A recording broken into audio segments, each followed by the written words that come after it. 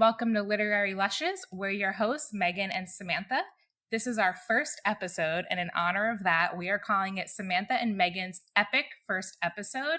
The inspiration draws from the book that we're going to be talking about today, Helen and Troy's Epic Road Quest by A. Lee Martinez, and we are so excited to announce that Mr. Martinez, Lee, or Sir, depending on who you're asking, is here with us today. Welcome, Lee. Thank you for joining us. Well, thank you for having me. Before we get too far into things, we did want to talk about the signature drinks for this episode. The one that we ended up deciding to go with. We had previously narrowed it down to Cliff's Calypso, which was Megan's choice, which was a delicious, delicious rum drink. And then we also narrowed it down to the Enchanted Sangria. And we decided to go with the Enchanted Sangria because it's almost fall and we are basic bitches at heart and love pumpkin spice everything.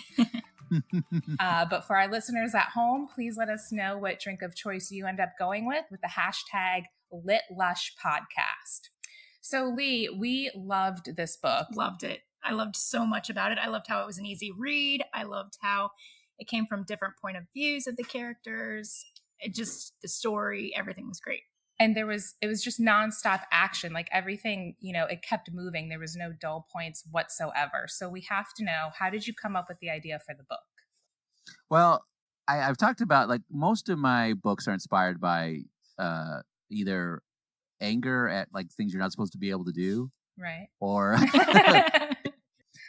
so one of the things I know that, like, the hero's journey gets used a lot, and I hear it quoted a lot, and I don't particularly care for it because I think writing a good story isn't as easy as just following a checklist. Mm-hmm.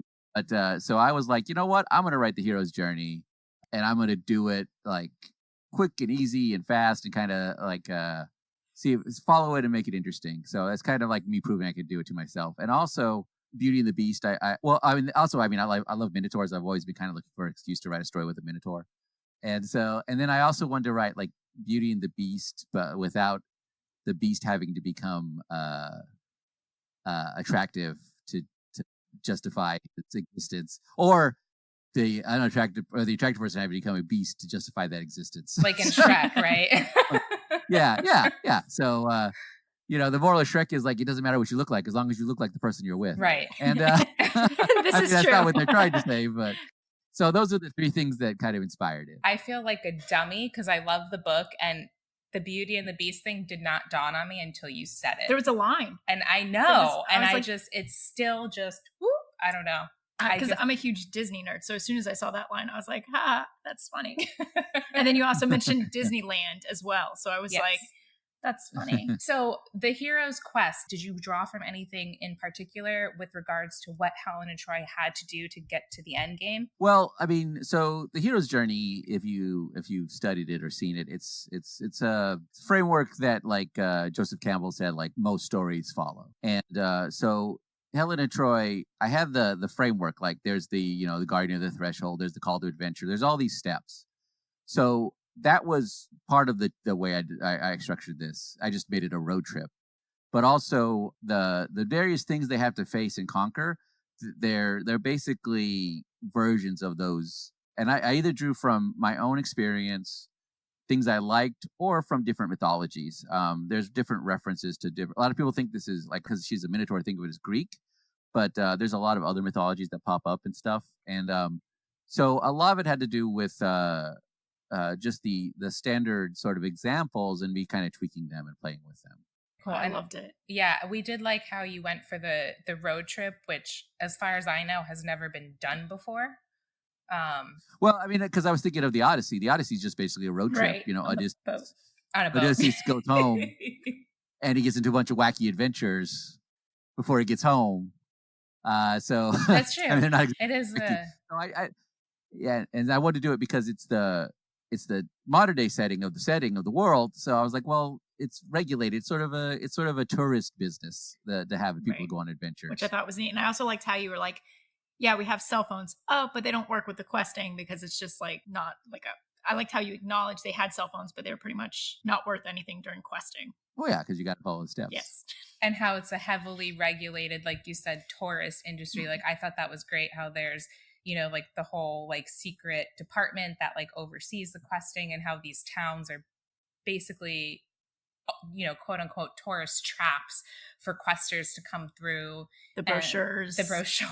We laughed about the brochures where you could only pick one so that nobody can, you could be the first one and nobody come after you, and how Helen's like, well, that doesn't make sense because obviously if I solve the quest, no one else is going to do it. We enjoyed all of that. And we also really liked how you decided to humanize some of the people who would be just more traditional villains. Like Megan, one of her favorite characters was Cliff the Cyclops. It was. Yeah, I loved him. Yeah, I really like Cliff. Yeah. The idea of that is it's his job. He's just doing his job.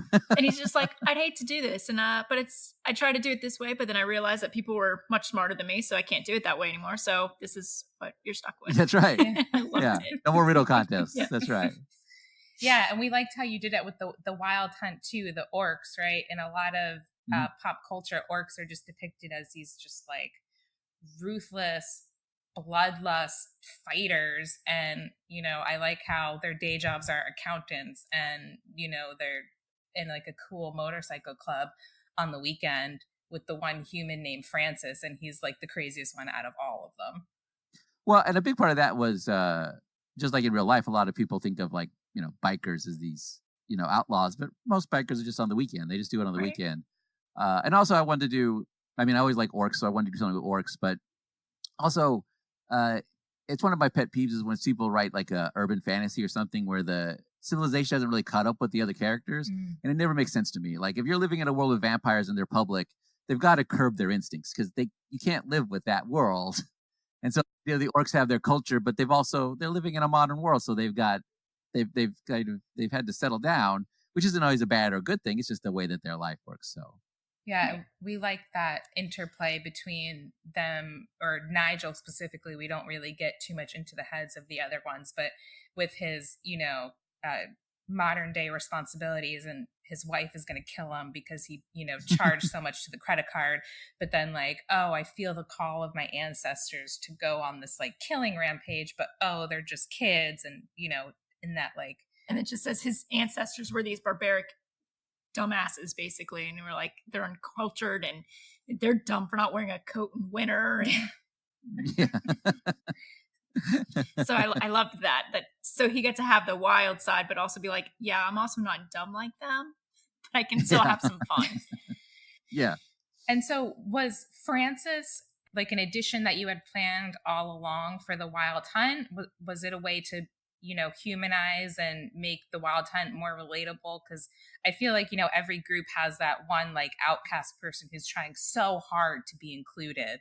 Well, I try not to draw too much of a parallel, because anytime you start running into like too many real world parallels, you end up like weird issues.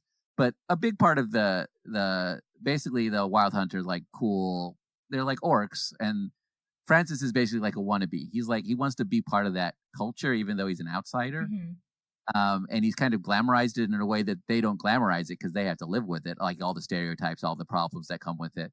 So it was more of a spontaneous kind of thing I just came up with, because I always like giving my characters something interesting to play off with each other. Mm-hmm. So I just love the idea that there's a biker gang that did start out all orcs, but it slowly became all orcs, except for the one human who's just like really in love with orc culture in a way that like is kind of flattering, but also kind of irritating, and also kind of clearly an outsider's perspective. Right. That's really where he came from. And also just somebody for the orcs to kind of, Nigel would be irritated by. And I loved him like smashing the glass, and they're like, what are you doing? And he's like, I thought this is when we smash things. And they're like, no. And he's like, oh, and he's like picking it up, and then they're saying something and he smashes it again. He's like, oh, not the time either. And they're like, no. I think I had to stop reading, and I was just sitting there laughing, and I was crying laughing. So it was like, I could see that someone just wanting to be like, oh, I know all about orcs and I can just be like them and we're just going to smash everything. And I'm like, what are you doing, dude? You have to pay for that. Yep. Almost like the annoying little brother who wants to be included or something. Yeah. And along those lines, so I know you said this already, that you liked Minotaurs and you wanted to do a Minotaur main character. How did you flesh out who Helen was going to be and then her counterpart, Troy? Well, Helen came from, I wanted to do a Minotaur. Troy came because, again, another thing that people will tell you is you can't have characters that are too good. Mm-hmm. And I wanted somebody like Troy's just like, he's almost mythologically perfect. He's he's the dream. He's dreamy. He's smart. He's capable. He's really cool. And I love that idea of that character. It's still making them interesting. He was inspired a lot by. I always think of Parks and Recreation. Rob Lowe's character. Oh, His such a character great was show. endlessly like his character. Like one of the things I loved about that show is like his character was endlessly positive, good looking, smart, and he was still an interesting character to hang out with. And I think I don't think it's bad when people talk about flawed characters, but I think it becomes kind of a crutch, and it's interesting to do. So for Troy, I wanted to do some sort of like that. He's the sort of classic. He's the update of the classic super cool, awesome guy. He's Hercules without the baggage. And Helen was. I was just like, well, what would it be like to be sort of a minority, but even more of a minority because it's more of a medical condition that she has than she's not like Minotaurs on a race. They're like cursed people, and their family has that. And I just wanted to kind of play with that. And then another inspiration was the movie Easy A, because I really loved the dialogue in that movie. So I wanted to have two characters that could play off each other really well. And so that's how that happened. And I loved how you handled Helen's Minotaurism, and like how you said it's a medical condition just because one of her, great grandparents did something to piss someone off and now they're cursed, and how I read it as it's almost like a recessive gene, and she just luckily or unluckily got hit with the whole thing. Yeah, it's a recessive magical gene, basically. Yeah, and I thought that was like a really interesting twist of, how it would be in modern day if Minotaurs existed. That's probably what it would be. And I also like that she had certain parts of that she loved it. Like she's like, I think my tail is cute, and I have this. I do like being, having these aspects. I just wish I didn't have all the shedding, so I thought that was neat that she did have some parts that she's like, I do like this aspect. Mm-hmm. Well, I think it's well, I mean, again, it's we all have, first of all, who we are. We carry. It's like when they talk about, somebody will say something, oh, I'd hate to have this, but like people who have that, they're used to it, they live with it, and sometimes they even like it. So qualities we have. And so I've always liked, like, to me, one of my favorite characters is, like, in comic books, is the Thing. Mm-hmm. And so if somebody was like, oh, you get to look like the Thing, I'm like, done. I'll look like the Thing. I get to have superpowers and look like a cool rock guy. Where do I sign up? and people like me, because that's the thing. That I get the Thing he always stands out in a crowd, but he's also like a preeminent superhero. It's not like people are like, oh my God, it's the Thing. They're like, oh my God, it's the Thing. Right. And so with Helen, I was like, and also another character I really like is She-Hulk, and She-Hulk's this, giant green lawyer woman. And I wanted, and that's why in the book, Helen really likes She-Hulk. Right. But like, it's cool. To me, I'm like, yeah, there's baggage, but to be able to be super strong, to have like certain advantages, there's nice elements to it. And again, in a different setting, I might overplay it. I might have people be really mean to her. But like one of the things in my stories is it's not realistic, but I don't like a lot of prejudice. I don't like a lot of bigotry. So like in my stories, I really minimize it because I'm like, I don't have to put it in my story just because in real life it'd be an issue. Right. So the other thing she doesn't have to deal with, she just got to deal with mostly her own self-conscious issues, but she also likes certain things about being a Minotaur, and I think that's great. And that's like very true too, is like a lot of times, at least for me personally, I'll focus on one aspect of myself and I'll almost harp on it. And then like I remind myself that most people probably don't even notice what like the flaw that I am focusing on. So it hit very close to home for me, like with Helen's internal struggle with her self-esteem and body issues, and with like Megan was saying with like the shedding, and like when she was sharing the hotel room with Troy and she didn't want to shower because she didn't want him to smell like the musky scent of her wet fur, and she didn't want to clog the drain, and she didn't want him to see the hair in the trash can.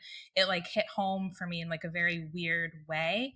Yeah, it's very universal. Yeah, and I think people probably don't really think about it until they read something like that, and then you're like, oh, holy shit, I went through the same thing when I was a teenager.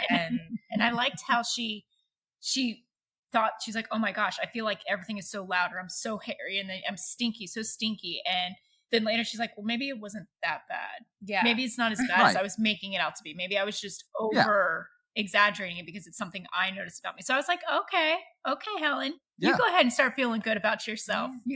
So I was, lean in, girl. We're all struggling, right?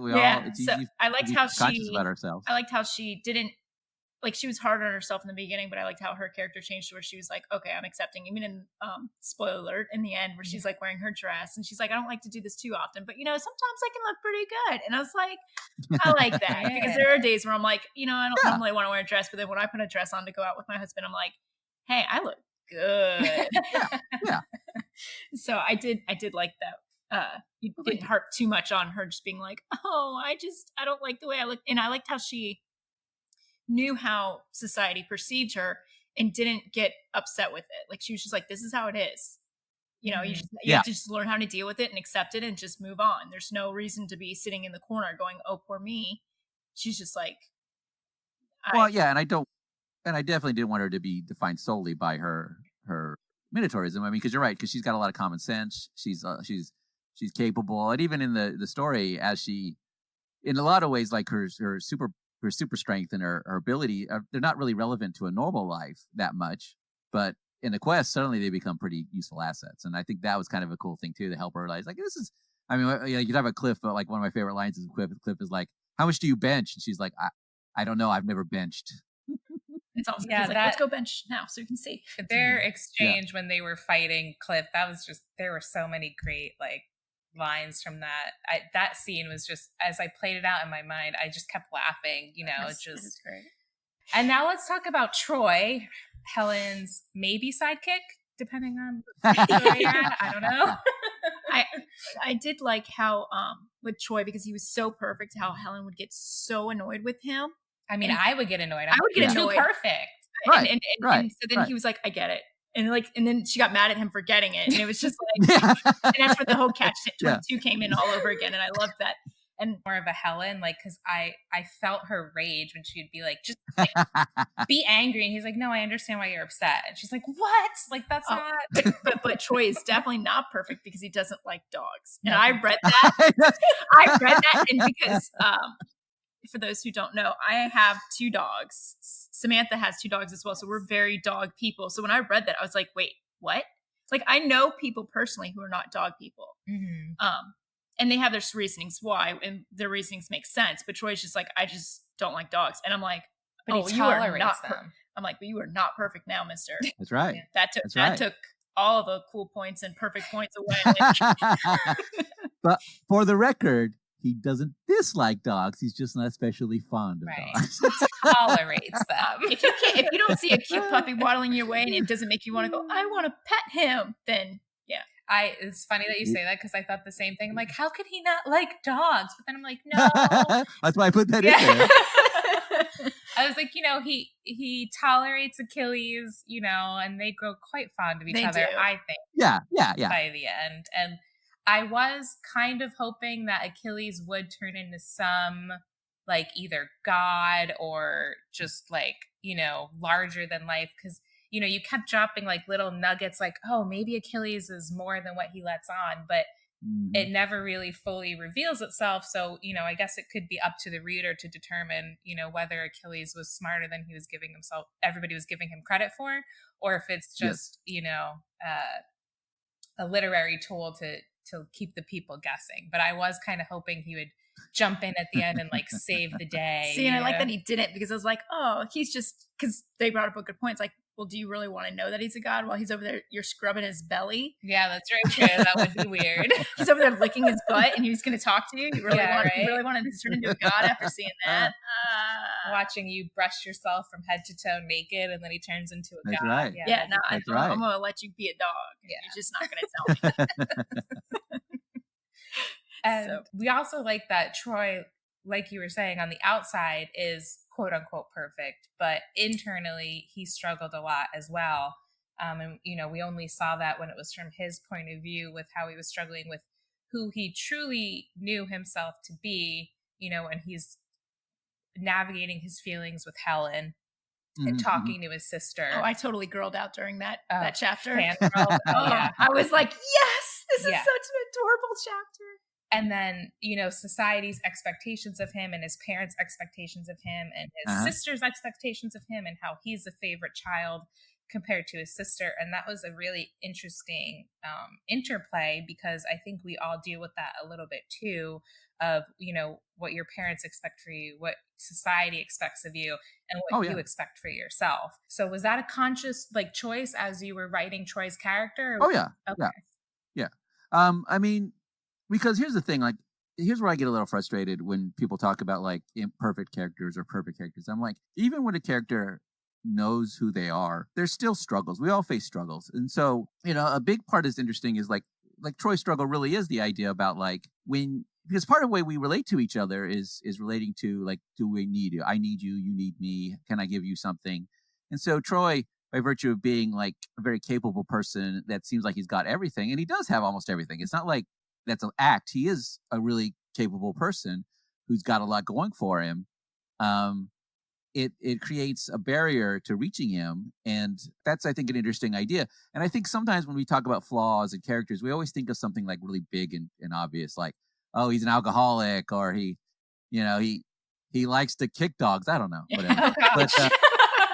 But these barriers we build between ourselves, and I mean, that's a big part of their relationship, is them both kind of lowering their barriers, but also learning to relate to each other in ways that are really sincere, without having to like Troy doesn't have feet of clay. He's not secretly screwed up. He's a pretty solid guy, and Helen is a Minotaur. She's got issues that come with that, but she's also a pretty smart lady. They're not super flawed characters. They just got their small issues that they're working through, and those are enough. Right. And I think that's a very deliberate thing I did. I mean, because I didn't want to do that where it's oh, Troy's not perfect. I wanted Troy's biggest weakness to be that he's not particularly fond of dogs. That's his biggest. Was Catch-22 one of your favorite books? Because I noticed it a couple of themes, and because it was one of mine in high school, we had to read it, and I was just that's such a Catch-22, and just and no, but I'll take that, because it was just a lot of funny things, because in my family they didn't know what that was, so something would be happening, and my mom's well, you need a car in order to work, so I was just well, let's just Catch-22, and she's what? and so I said that a lot, and so to see it in a book that I was reading, I was oh my god, and just not it being so said and thrown in your face, but it was just oh, well, you have to complete this quest, okay, but we don't know where we're going, but you'll just know. And it's just all the different stuff, and it was just, I loved it. That was one of my favorite. Oh, cool, thank you. Because it's just I don't know if you saw the movie, but Cabin in the Woods. Yes. Yeah. Where they're all smart characters, and they have to dumb them down in order to make to make it work. And not that they were dumbing them, you were dumbing them down, but it was just more that you got to go out of your zone, because this is how you would normally, if I'm thinking I'm going on a quest, I'm using my brains, and they're gonna be no, you can't overthink this, because if you overthink it, you're gonna miss it. And it's the idea is Cabin in the Woods has the same idea, because it's basically what if the horror movie tropes were really being enforced. There's an audience of gods watching this and all that. And this one, that's sort of the thing is it comes up more than once about Helen's really smart, she'll ask questions, but the real answer is because, well, it's a quest. We just follow certain rules that we have to do. And you're right, you mentioned the secret agency. Mm-hmm. Well, the agency's job is to basically handle these quests to make sure these certain steps are taken so that the story goes properly, because that's the way the logic of that particular idea works. So a lot of it is built on that, which is there's certain things that are just going to happen, and you've got to make them work, whether it makes sense or not. Well, it makes sense if you abandon. It makes narrative sense, right, which is weird. And again, myths do that all the time. It's oh, I'm going to give you this gift, but it's going to bite you on the ass. Yeah, of course, because that's the story. Oh, the teapot was my favorite. Well, the fates gave me the teapot. I was and then she's well, what if you had just stuck the teapot in the back of the closet and then you just threw a rock instead? Would you have said the? And I'm oh my gosh, that is so me, because I would have been yep. I actually really love the I really like that book, but one of my favorite scenes is the fates. I really like the fates. They were funny. Yeah. And so we were wondering, the scene where Helen and Troy, and spoiler alert, but everybody should have read the book if they're up to this point. You can still read it even if you haven't. Yes, it's great. The scene where Helen and Troy are in the little roadside shop with the fates, and they're picking up souvenirs. And I kept going back to that section to see, how it interplayed. Like, so after the teapot scene with the dragon, I went back and I reread it. And then I did that a couple times throughout the book. So was that something that you did consciously? Like, did you write the book and then go back and tweak the fate section? Or did you write the fate section and be like, oh, well, whatever, if it comes up, it comes up? Or did, how closely intertwined was that with the rest of your writing process? It's been a while since I've written the book, so I don't remember all those details. But I do know that one of the tricks is in writing is and a lot of times story ideas or something will come up, destiny or fate. So for me, it was really, I do remember writing it. It's well, the thing is when a mysterious force says, hey, take this, it will be helpful, but it doesn't tell you when. I had the out, I know, whereas it might never be helpful, but in 50 years, or it may never help when you forget about it. And so I literally had the teapot and I was just well, what's the dumbest thing I can do with this? I was it's not going to be something so overt, because if it's something really overt, it'd be oh yeah, it must have been planned by the fates. But instead it's well, that was helpful, but was the fates doing it, or just because you had it on hand? And there's a big part of that, you said, you talk about with Achilles. Achilles is certainly a companion. He's a mythic sort of companion, but is he a dog? Is he divine? Is it just because he's part of the journey? And that, if I had him, I feel for me, if I had him come out and just say, oh, I'm a divinely inspired pet, that I was sent by the gods, or I am a god, or whatever, that would be fine. But it would take the real question, because the real question of the story ultimately is, yeah, they're on this journey, but is it really a quest? Because, spoiler alert, at the end, it's even when they ask about well, how come the ending wasn't the way it was supposed to be? And the agent's who says it was your quest? And and the answer is, it's not really clear. And that's sort of ultimately the answer I think is interesting to me is, well, it fits a lot of this stuff, but what is it? Does it add? Yeah, there's interpretation, and it's not always clear answers. And I don't mind clear answers when it's appropriate, but I do like the idea about well, what happens? Is it because of fate, or is it because of us?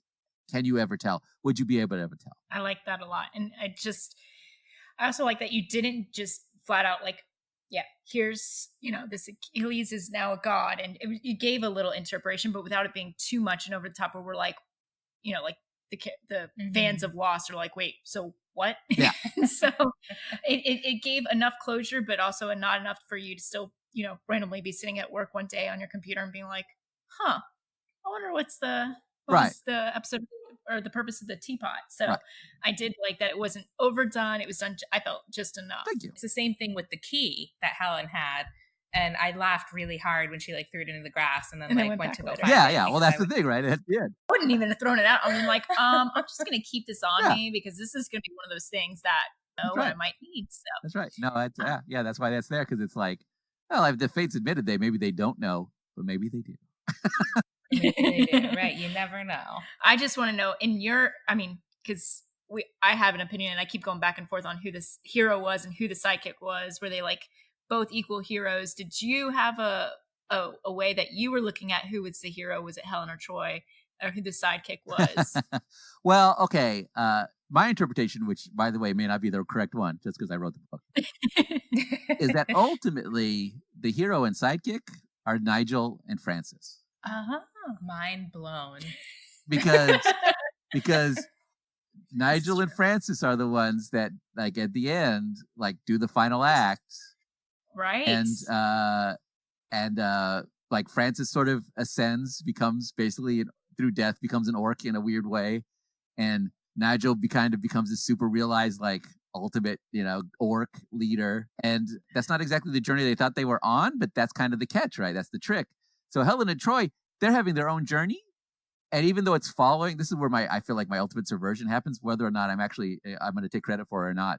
They're following the journey, and they're following all the hero's journey steps, but ultimately their journey is not about the hero's journey. It's about a personal journey about them as people. And Nigel and Francis are kind of taking a journey that's just their own sort of weird journey that doesn't follow the hero's journey. But ultimately, they're the ones who are on the quest without realizing it. Ooh, I like that. You should, if you could see our faces right now, we're both out of the gate, oh my God. I was we got to go back and reread this now. And we were talking about that too earlier at the end when they're trying to figure out why Francis put the helmet on. And they're like, well, he either like knew it would work or just like really wanted to put the helmet on and see what happens. Yeah. And then he said that too. Yeah. Yeah. And so I have to know. So for the orc afterlife, where did you draw inspiration from that? Well, I mean, because when Nigel meets Grog, I think that's been a while I've wrote this book. Grog, the god of the orcs. Like one of the things I wanted to do was like the orcs traditionally come from a very brutal war culture. And also I just think orcs generally don't fare very well. Like they fight and then they die, but they're very nihilistic. So to me, the idea of their afterlife being this sort of like you lose to a god, they put your bones under his sun, that's the afterlife, and that's if you're lucky. I always thought that was kind of. I just think it's really appropriate. It kind of fits the nihilism of these characters, the way that they kind of view the world, and the fact that like they do have a god, they know their god exists, but they avoid him and he doesn't like them either. I just like the whole idea about because one of my pet peeves, again, now in mythology, I think is really interesting because the gods aren't necessarily on your side. It's kind of a newer idea that gods like us.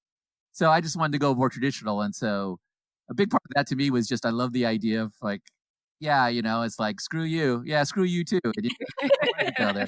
So that was a big part of it. And even the orc god is like not treated very well by the other gods. It's just, shit rolls downhill kind of thing. And that's where it came from. And I just love the idea of like, I do love the idea of Valhalla, but I just love the idea about like, oh, you're not going to win. If you're lucky, you might get the top of the bone pile. Yeah. And so we were also talking about Babs, the witch. Megan was saying she got hints of Hansel and Gretel, which I definitely saw. And then I actually had to go talk to my boyfriend about it because he's a big mythology fan. And I'm like, this is reminding me of something at the very end where the house picks up and walks off. And I'm like, I know I've read that somewhere. And Yep. It's Baba Yaga. Oh my gosh, you are so right. Did you draw from that? Oh yeah, she's Babs is Baba Yaga. She's that idea about the because it's very mythological again, or like folktale. You go to the someone's house, they're very nice, but you eat their food. When you show better, and then they get, and that's why, like, even in the scene, like, where it's like looks like she's gonna eat Helen, and Baba Yaga is like pretty much invincible, and but the idea is that like they stop it. Now, did they stop it because Troy didn't eat the food, or just because it's not clear, but it's like when the house gets off and walks away, that's who she is. She's Baba Yaga. And I did like how she was like, well, you didn't eat the food, so technically I'm not supposed to eat you, but you look so delicious, and was like almost breaking her own rules, and she's breaking the rules. I personally really like the Babs encounter because I like that dark, creepy folklore, Yeah. And I'm sitting there the whole time. I'm like, what if Troy didn't have feelings for Helen and he wasn't contemplating and he just ate all that food and just went to bed? Helen would have been dead. He would have woke up the next morning and he would have been So I just thought, I was like, oh my gosh. And that's where I started going into these like spiral of like alternate timelines and universes. Where Troy is the hero because Helen is no more. I don't think that would, I think she was kind of important a little bit at the end. Helen? Very important. Yeah. So she went in there. And so the lost god, which is the one they have to inadvertently serve, which I laughed so hard in the beginning of the book. Is a hamburger? When he comes as a hamburger. And it immediately reminded me of the movie John Dies. Well, the movie and book dies at the end. Which I don't think Megan's ever read it. I didn't read the book, but I've seen the movie. Yeah, the part where there's that meat monster. Yeah, that's funny. I hadn't read that, and I was like, oh, a meat monster. And that's just all I pictured, and it made me laugh really hard. And then he ends up, spoiler alert, in the first like 2 pages of the book. I like that it started out action right in the beginning too. Yeah, just he eats his follower, and I was like, well, you're here, so here you go.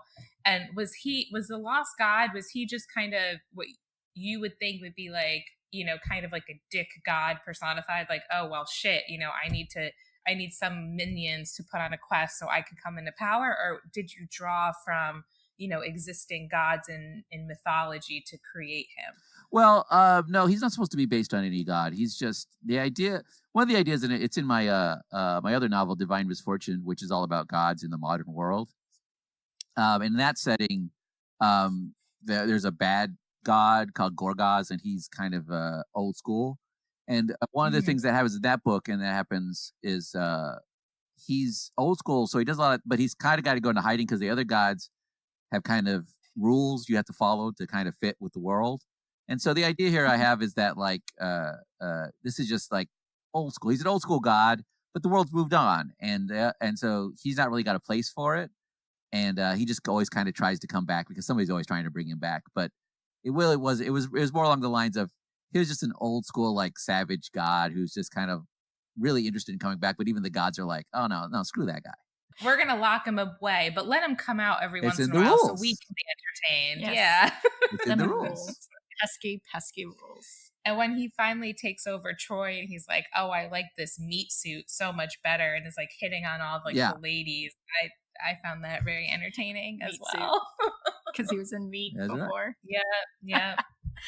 Yeah. So I enjoyed his weird arc because you only really see him at the beginning and at the end. And I like the interplay, like you were talking about before, with the gods and how they even have their own hierarchy of, well, you know, the orc gods are kind of lower on the totem pole and the lost gods like all the way at the bottom. And then, you know, the other gods don't really want to get involved, but they will if they have to. But the humans got it, like no worries. Yeah, and you know how we're kind of just like a big movie for them to watch. Yeah. But we're not movies because they still watch movies. We're just like the live action. Yeah, we're the reality television. Well, I mean, they have reality television. We're the extra reality television. Exactly.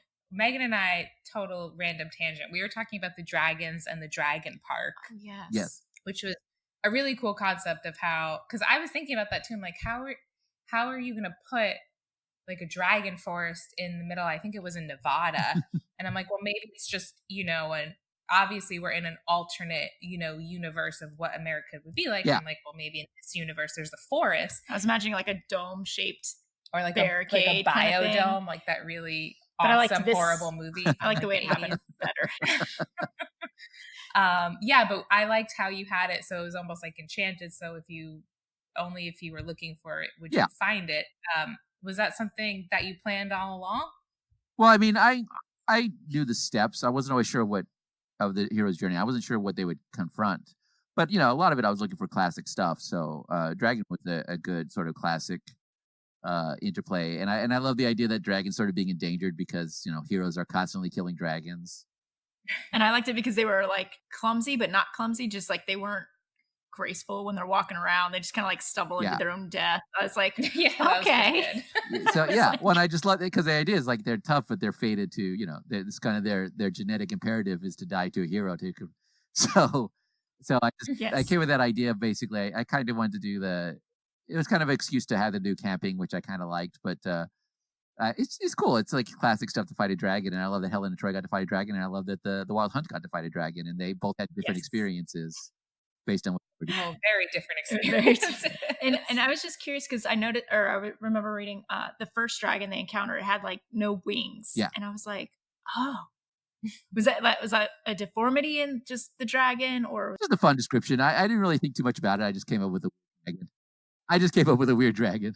And then I was like, that poor dragon, he don't have wings. The dragons make fun of him. He didn't have much of a stash either, which is really disappointing. No, that was also very sad. And they're like, this is sad. It would just feel like stealing. Right. I was like, oh, the poor dragon. He's not doing his job very well. He's struggling. He got a teapot though. That's right. He got a teapot out of it.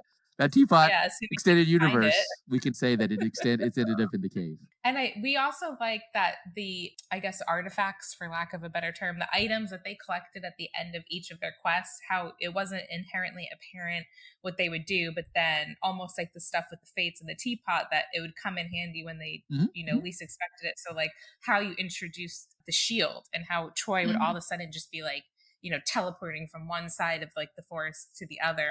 I thought that was like really cool how it wasn't, you didn't hold the reader's hand and saying, well, now they found the magical shield of transporting and it'll transport you from one place to another. And it was just like, oh, because they're like, oh, and now they're over here. And then they were like, oh, I guess it's a transporting. And I was like, that's awesome. Yeah. So it felt like we were on that journey with them, just being like, oh, this is what this does. There's no instruction manual.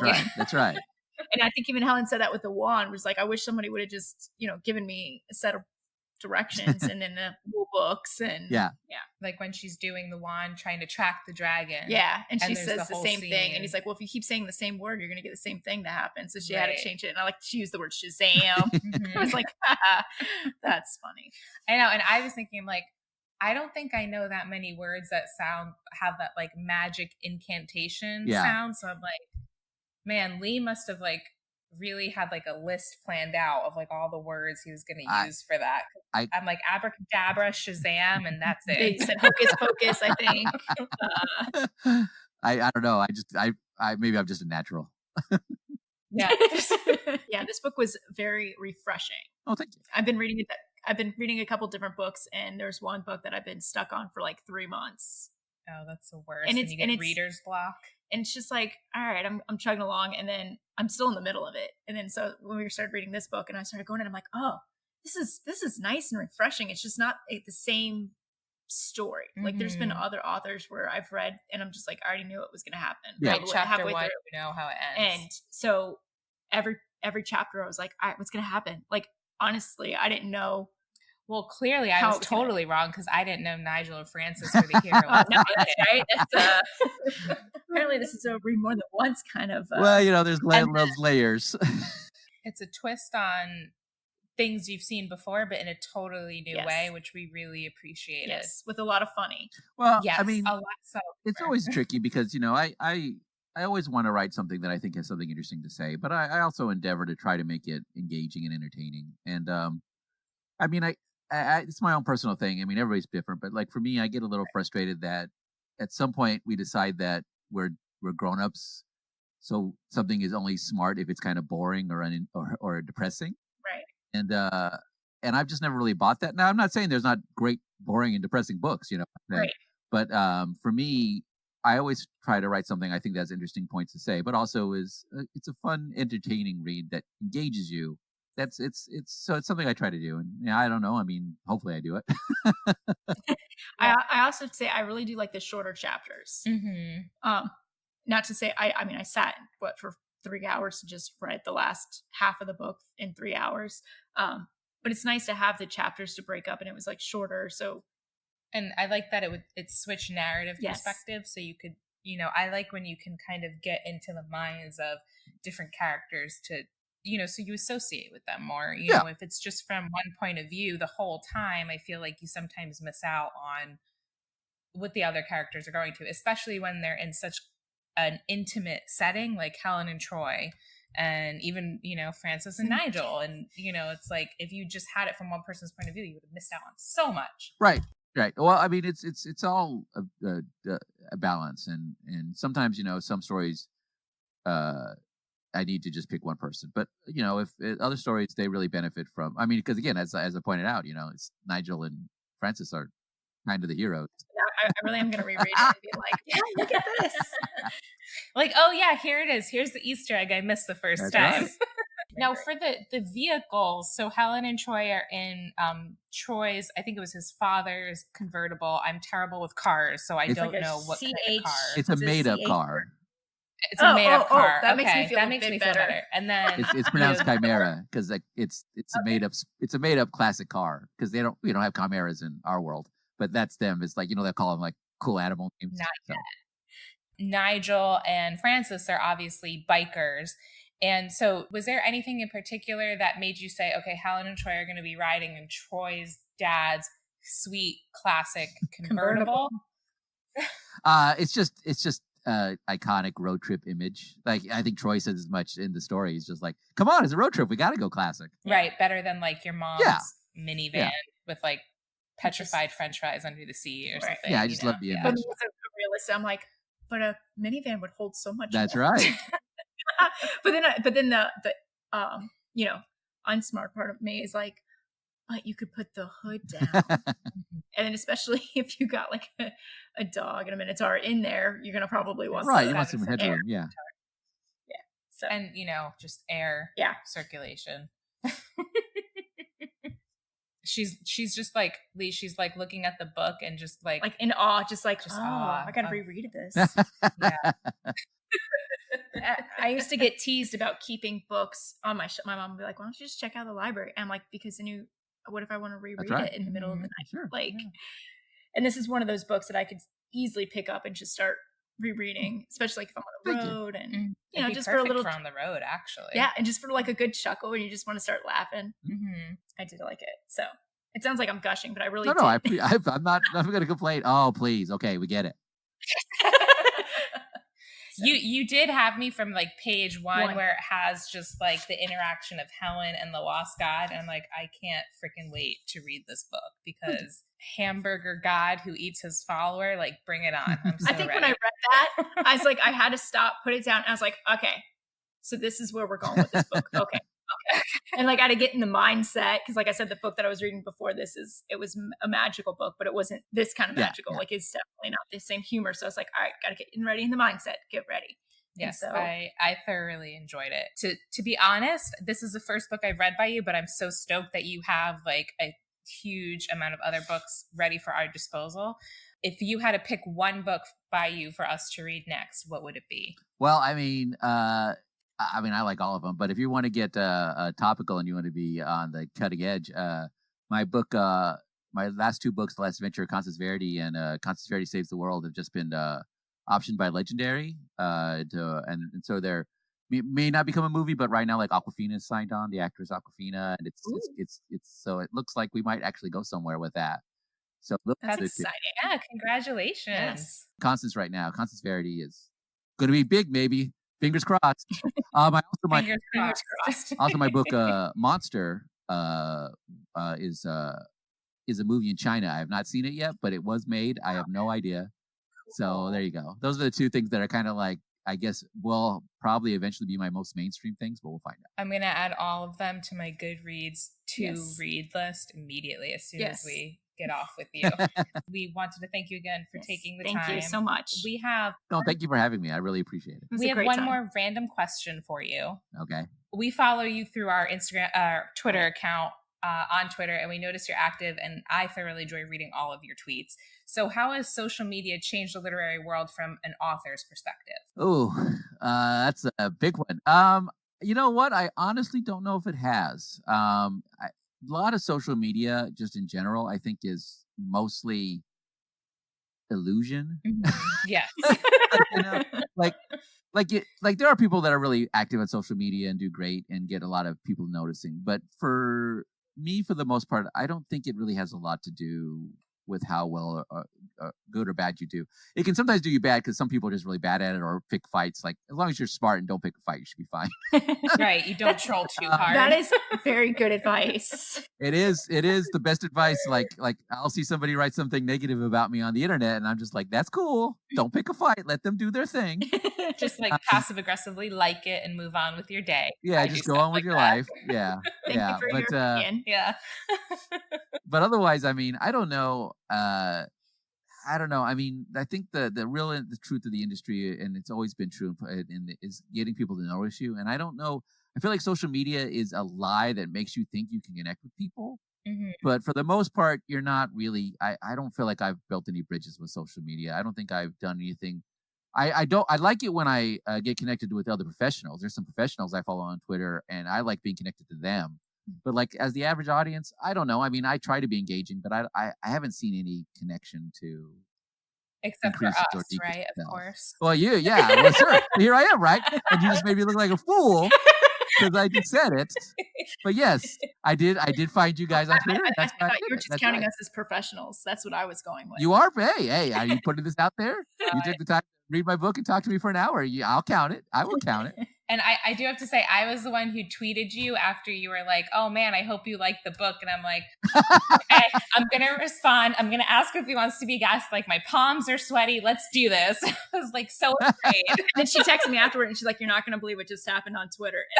And I got Facebook and Instagram covered like nobody's business, but Twitter is still a fun mystery for me. So when she said that, I'm like, wait, how do I see this? How do I look at this? And so, yes, I was very excited. Yes, we were both really excited. So we just wanted to thank you again. Yes, thank you so much. And I just want to, take the time to say thanks again, because I know we just talking about social media, but like you guys, I'm glad you liked the book. But putting this out there and wanting to talk about it and getting people excited, I mean, that's all we can do. And I really appreciate it. I'm not doing you a favor. You're doing me a favor. Oh. So I appreciate it. I enjoyed having you on the podcast with us. It was great. I had a great time chatting with you. Good. Thank you. Hearing your point of views and all that. Yeah. And letting us nerd out just a little bit and nerd out. Yeah. I like to think I'm a closet nerd, but I think it's actually pretty fucking obvious that it is for you. For me, I can contain it a little bit more. Thank you again, truly, from the bottom of our slightly drunk hearts, because we're drinking sangria. But but we wanted to thank you again. We really, truly, truly appreciate it, and we look forward to hopefully working with you again in the future. I would love to do it. Thank you very much. Again, thank you. I don't know. I just whether or not official or not, I really appreciate it. I'm glad you like the book. And I appreciate you taking the time to do this. All right. So we just got off the phone with Lee. He was amazing. I had a great time. He was so funny and fun and everything you hope that an author is after you're reading such a great book. Now on to our next section that we like to call Conscious Corner. And we're dedicating today's section to Toni Morrison in light of her recent passing. And we decided to share with you one of our favorite quotes. So the quote is, "You want to fly, you got to give up the shit that weighs you down." It's a great quote of mine. Not of mine, it's of hers, but it's a favorite quote of hers. That's my favorite. You can tell we've been drinking the sangria. A little bit. So anyways, let us know what your favorite quote from Toni Morrison is. Yes, using the hashtag #LitLushPodcast, the moment you've all been waiting for as you've been patiently listening to our first episode. As promised, we have the giveaway winner of our first episode, and the winner is Amber Simon. Thank you for sharing our stuff, and you are a winner, and we will be sending out your prize soon, and we'll also Facebook message you that you are a winner. As RuPaul says, you're a winner, baby. So keep an eye out, and you'll have a sweet, sweet prize coming your way, which will include a Literary Lushes tumbler and a $15 Amazon gift card. Yay! So everybody, like us, follow us, subscribe to us, share us, tweet about us, Facebook about us, Instagram about us, tell your mom about us, your grandma, your neighbor. Because we will have more giveaways in the future as well. So we will. And use the hashtag #LitLushPodcast so we can see all of the tasty, tasty bits that you're telling us about. And so our next book that we will be reading is one that Samantha has chosen because she already no pressure. She already started reading it and said, "Hey, you want to read a historical fiction?" And I was like, pretty sure I haven't read one of those. If I had, it's been a while. But the one she suggested does sound really good. It's Atomic Girls. Who's that by? It's by Janet Beard. And like Megan said, it's a historical fiction look into the Manhattan Project, which was a top secret project during World War II where they were building the atomic bomb. And it's technically a picture book. Yes, I did see some of the historical pictures in there. Yes, so I would recommend getting the actual book instead of listening to an audiobook, although I do love myself a good audiobook. But they have pictures from the Department of Energy showing actual photographs of the inside of the Manhattan Project and, you know, the women who are working on it. So it's truly fascinating. I'm about halfway through the book. And I hope you guys enjoy it. Yeah, cheater. But it's available at your library. It's audio. You could get it from anywhere. Amazon, Barnes & Noble. Exactly. So it's readily available.